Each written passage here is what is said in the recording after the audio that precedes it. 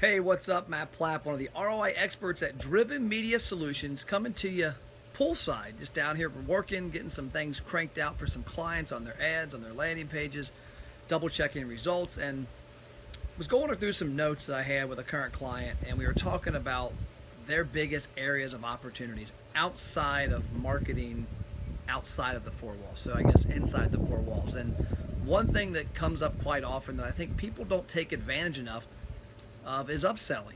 And I'll give you an example. So about, I don't know, 5, 6 years ago, my wife and I are at Buffalo Wild Wings near our house. We would go there every couple weeks.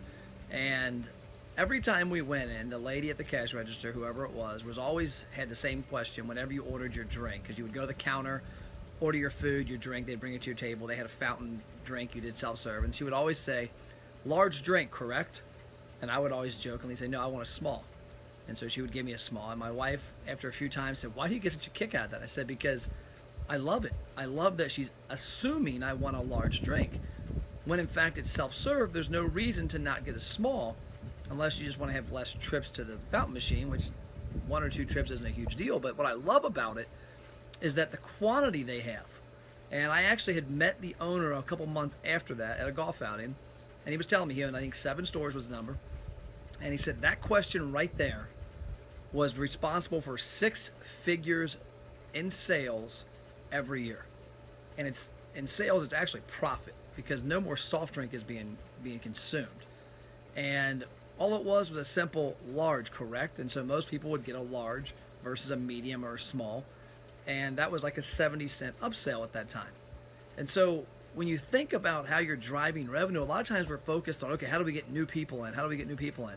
My question is, how do you take advantage of the opportunity that's already presented to yourself, the people sitting in your restaurant?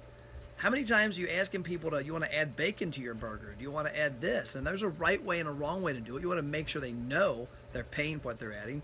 You know, one way I love is sampling. I don't see enough restaurants sample desserts.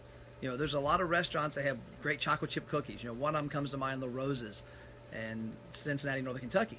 And they have an amazing chocolate chip cookie.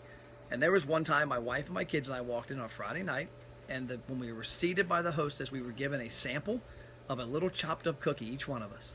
And we ate it, and we were all like, wow, we are getting that. Well, guess what we got?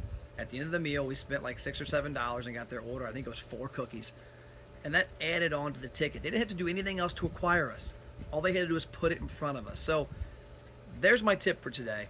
It's confessions from the pool, not the car today, from the pool, is upselling, is getting people who are already in your business, that are already eating with you, buying from you, drinking with you.